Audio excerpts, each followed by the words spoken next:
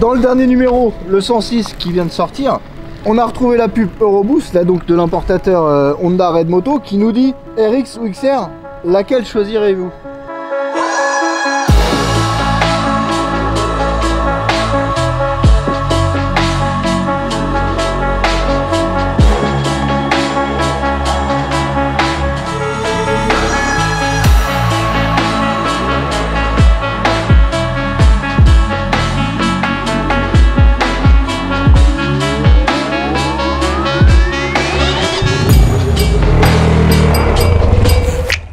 Donc là on se retrouve avec la XR, une moto qui a une clé, comme on peut voir. Donc c'est vraiment un trail à l'ancienne, j'allais dire. Non, c'est quand même pas les 400 XR de l'époque, hein. Ça reste une vraie moto, dérivée quand même des modèles de cross, avec le châssis alu, avec le vrai moteur. Mais par contre voilà, on a une clé, on a un réservoir qui s'ouvre également avec une clé, et un moteur un petit peu moins performant que la RX.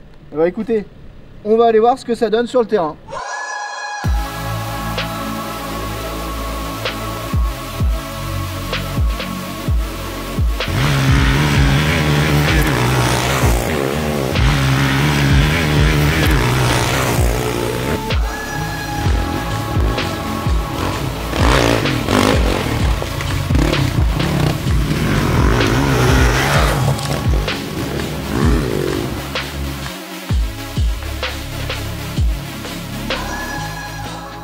Ok, donc là, on a reposé la XR et on a été chercher la bête, la vraie, la RX. Donc ça, c'est la moto de cross endurisée, donc c'est vraiment en 450, c'est une vraie bête. Donc, on a mis la courbe soft pour commencer, parce que là le terrain en plus est très serré, il convient pas forcément à ce type de moto, et c'est une moto qui est très performante avec un énorme potentiel, mais ok, ce qui est aussi super exigeante. Notamment encore une fois quand c'est serré comme ici où on passe pas beaucoup la 3, il faut un petit peu de bras pour la tenir. Allez, on y va et on se revoit tout à l'heure.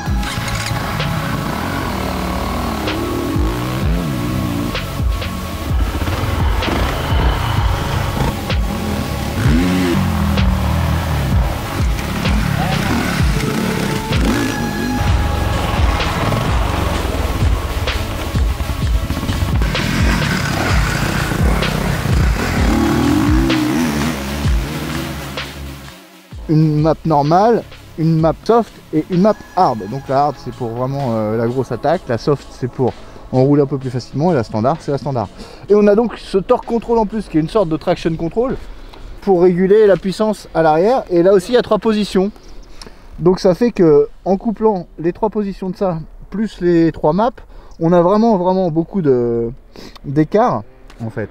Et donc moi ce qu'ils m'ont fait essayer c'est la map la plus facile avec le plus d'assistance, où là on a une moto qui c'est vrai devient vraiment plus conduisible, plus facile.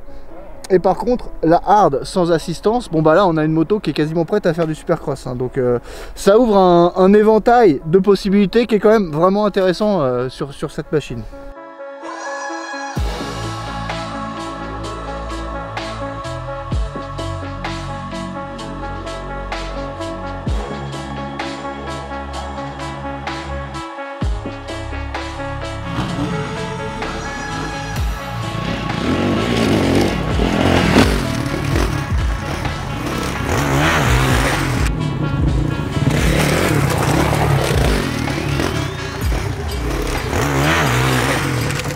On a roulé toute l'après-midi donc sur le petit circuit ici qui a servi de spécial pour le championnat du monde, on s'en rappelle, en 2018 hein, si je me trompe pas. Ce sont des motos quand même qui ont beau être assez proches mais quand même très différentes.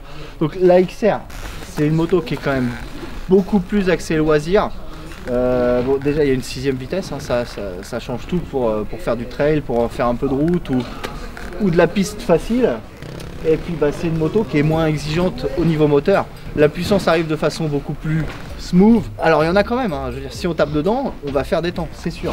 Mais on sent que c'est une moto qui est quand même plus axée balade. La RX, au contraire, c'est vraiment la moto de course. Elle est plus dure en suspension, elle est aussi plus maniable, elle est plus fine entre les jambes parce que la XR elle a tendance à écarter un petit peu les jambes à cause de son réservoir un peu plus gros et aussi de son pont plus proéminent. Donc ce qui fait que quand on se recule, il a tendance à gêner un petit peu la jambe. Pour le coup, on est vraiment sur une petite moto, hein, notamment pour une 450. C'est quand même un vrai petit vélo, notamment dans les petits enchaînements du circuit. On voit qu'elle se balance vraiment facilement. D'un coup de repose-pied, on passe d'une ornière à l'autre, c'est un vrai régal. Après, le moteur est exigeant, les suspensions sont quand même assez fermes, donc c'est une moto qui vaut mieux réserver aux bons pilotes, aux pilotes qui ont quand même un certain niveau, qui vont savoir l'emmener. Après, ce que je vous disais tout à l'heure, le coup des courbes, c'est vrai que ça permet aussi d'avoir plusieurs motos en une.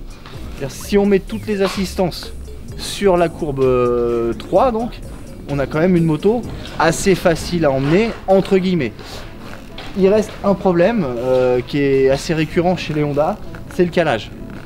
C'est des motos où il faut quand même toujours garder un doigt sur l'embrayage, notamment à cause de la première longue. Quand on évolue un petit peu dans des secteurs lents, il faut garder un doigt sur l'embrayage parce qu'on a rapidement tendance à caler. Ce sont des motos qui sont quand même comparables au niveau prix. C'est à vous de savoir ce que vous voulez faire avec. Si vous êtes plus loisir, c'est clairement celle-là. Si vous êtes plus compétition, c'est celle-là. Si vous avez un usage à la fois motocross et enduro, c'est clairement celle-là. Elle sait le faire, il n'y a aucun problème. Donc voilà, on a essayé de répondre à votre question. Maintenant, à vous d'aller essayer. Et n'oubliez pas de vous abonner à notre chaîne YouTube où vous allez retrouver de plus en plus de nouveautés.